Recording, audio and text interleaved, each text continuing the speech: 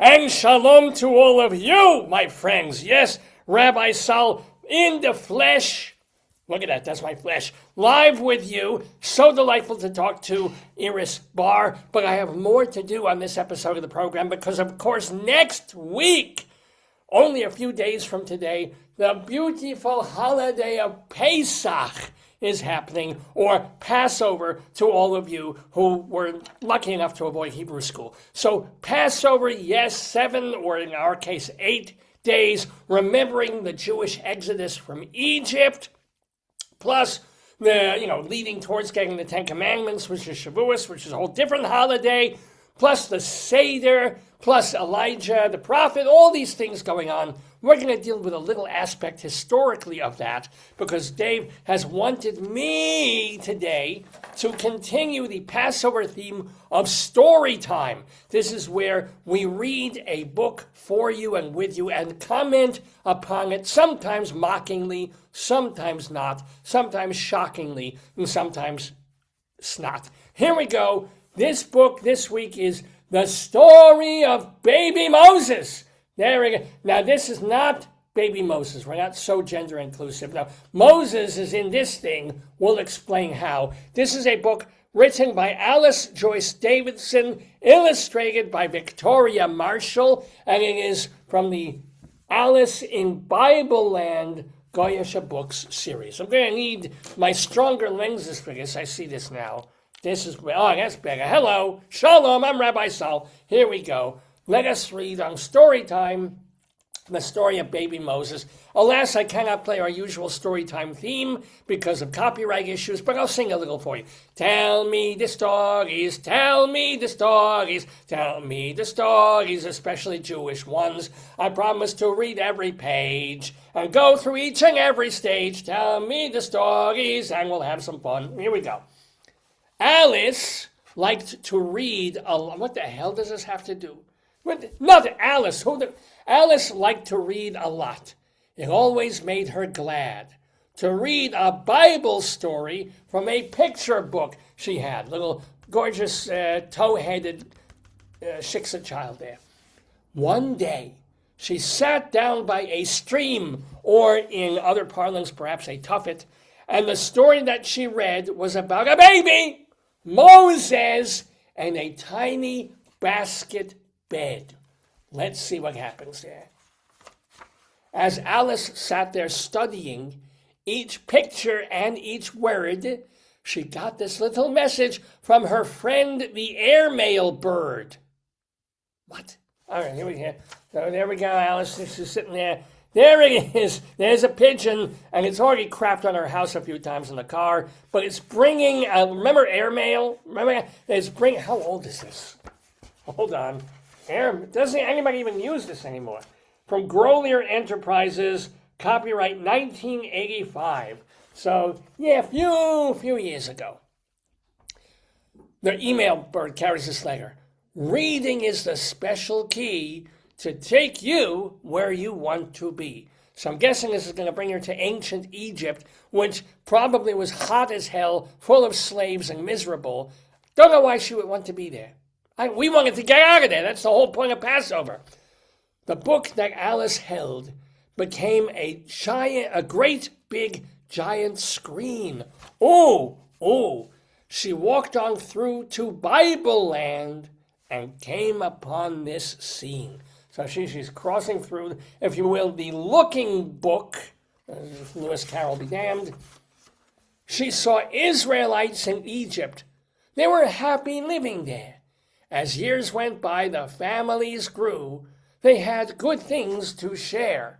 So not only is this like a window into time, it's a time machine because she visualizes various decades going by. But all this changed when one sad day, a new king took the throne. No kings. He was the meanest pharaoh the Israelites had ever known. Look at him. Not only is he angry looking, he kind of looks Chinese. Not sure what's going on with that. And Jews and Chinese food always got along. So I don't know why this is going. All right, let's see what happens. He saw the peaceful Israelites living on his land. He feared they'd turn against him. So this is what he planned. And look, he's doing his morning exercises. Look like a feng, what do they call, not feng shui. What the hell is this? Where the Asian people stand there and do this and call it exercise. All right. He made them slave and build for him. He worked them day and night. But still the Pharaoh was afraid of every Israelite. Well, thank goodness. Thank goodness anti-Semitism is not a problem nowadays, right? There we go. The wicked Pharaoh made a law to drown each newborn son of every Israelite family. Let's watch the scansion of the lyrics here. And this dreadful deed was done. So they're taking all the babies and they're drowning them. People forget this when they do the death of the firstborn son as part of the plagues. It's like Pharaoh is killing the Jewish male babies. One mother kept him hiding, a sturdy baby boy. The family loved him dearly, and he filled their hearts with joy. Beautiful little Jewish bambino. For 3 long months she kept him, hidden from the soldiers' view. But she feared the Pharaoh's soldiers would take her baby too. So the mother wove a basket, and she sealed it like a boat. Then she brought it to the river to check that it would float. Because, if you have a 3-month-old child and you want to save its life, you don't hand it to maybe a goy that you pay off to bring it into another country. No, you don't put it in a little cellar and feed it every day. No, you're just going to put it in a closed basket and float it down the river. What could go wrong? Of course the kid's going to survive. What a great idea. She put it by the riverside between tall grass to hide it. Then she rocked her baby boy to sleep and put him down inside it. Yeah, great idea. Great. The river gently rocked it up and down. The basket went, and safe inside the basket, the baby was content. I would imagine, I hope he's wearing a diaper. Even if he's sleeping, there's only so much a baby's going to be waking up essentially in an MRI basket tomb. Yeah, not good. The baby's sister hid nearby, behind tall grass, to see what would happen to her brother, who was as dear as he could be. So there's, I guess the girls in Egypt, the Jewish girls, they were fine. She's got a nice dress, she's rosy-cheeked, she's happy, she's well-fed. I guess only the male Jews were slaves, and all the female Jews were fine. The daughter of the Pharaoh and her maids stopped by that day. They came down to the river to take a bath and play. All right, now we're talking. Let's see some. I hope the illustrator Victoria Marshall. Let's see some Egyptian women frolicking and playing in the bath. Yeah, no, that's not what they're showing. Well. The Pharaoh's daughter looked around, and by the riverside, she saw the little basket with a baby slept inside. Well, she wouldn't know there was a baby in there until she opened the damn. Her maids brought her the basket with the baby Israelite. The Pharaoh's daughter touched him, and he held her finger tight. So this was one of the very, very first instances in all of history where they play Pull My Finger. He tugged on it, she farted. It was a lovely, lovely moment. The Pharaoh's daughter pitied him when he began to cry.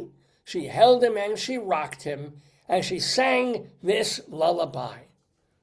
Boogie, oogie, oogie, till the cows come home. Boogie, oogie. No, that's not that. Hush, dear baby Israelite. Hush, dear little one. I'll save you and take care of you as if you were my son. I do wonder how she knew that it was an Israeli or a Hebrew child. I mean, 3 months he probably had. He had the snip. This is why. Okay. And now it makes sense. Then the baby's sister came out of hiding too and said, "Hey, I know a nursemaid who can be of help to you." The Pharaoh's daughter answered her, "I'd like that very much. This baby boy should have a nurse who has a tender touch and big titties to suck on." I'm just throwing that in there. No. Ahem. The baby sister ran back home with news about her brother, and the nursemaid she returned with, guess who? The baby boy's own mother. Oh, the daughter of the Pharaoh gladly hired her and said, I found this little baby in a tiny basket bed. Wink, wink. Wait, where's this? I want you to take care of him, and when your work is done, I'll take him back and raise him. I will treat him as my son. So the mother took the basket, and her heart was filled with joy. She was glad to act as nursemaid to her own precious baby boy. I mean, come on, it's a sweet baby. It's cute. It's nice. This is happiness. When the boy was old enough, the mother took him to the daughter of the Pharaoh as she'd been told to do. So, and meanwhile, the boy's what, 3? He said, yeah, Mom, I'll leave you now. I'm just going to go live in a palace and you'll be fine. Go. This boy will be my own son now, exclaimed the Pharaoh's daughter, and I think I'll call him Moses, for I took him from the water, which was so much better than her other idea, wet boy. Actually, she could have called him Marshall, because he was in the Marshalls or Weedy, but she didn't. She called him Moses. Alice then left Bible Land, walked through her great big screen, there she's going, and as she did, she thought about the baby she had seen.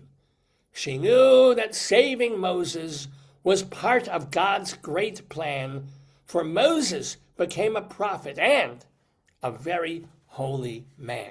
There's a cute little froggy there. I always like to see a frog in these things. I think that might be the last. Is there any more? Oh, look. Oh, whoa, there he is. Woo. Moses led God's chosen people. Us, goddammit. He taught them all God's way. Moses brought the 10 Commandments that Alice follows every day. And then there's some poetry for the blind on this page. And yeah, here she is with cute little animals. And this is the finale of the book, the story of baby Moses. Very cute, very nice. It's obviously bullshit, but this is fun, nice for children to get a sense of the pre-story of Passover, of why, the Jews, and then, what happens with Moses. He sees somebody being killed or a Jew being tortured. He kills the torturer, then he runs away, then he comes back, then he goes to the 10 plagues, and then we get out of Egypt, thank goodness, and become the great civilization, the great tribe, the great race that we are today. So, very nice little book from Alice Joyce Davidson, The Story of Baby Moshe, here on Dave's Gone By.